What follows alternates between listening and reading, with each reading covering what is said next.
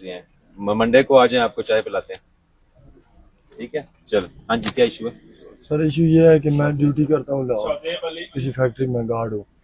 तो 6 माह पहले मुझे डीएसपी ऑफिस से कॉल आई है, ये नंबर लिखा हुआ है इसके ऊपर, चुआसदन शाह से, कि आपने चाबी देनी है, इन्होंने घर रहना है।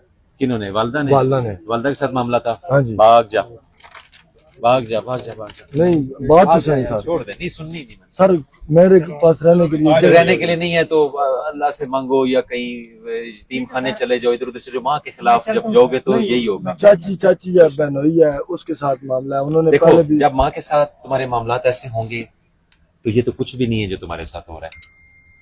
पहले उसको राजी करो, सब ठीक हो जाएगा। माफी भी मांगी है, पाँव को भी हाथ लगाया है। ऐसे नहीं होता। जाओ, शाबाश। ठीक है सर एक बात मांगते रहो माफी जब तक नहीं माफ करते।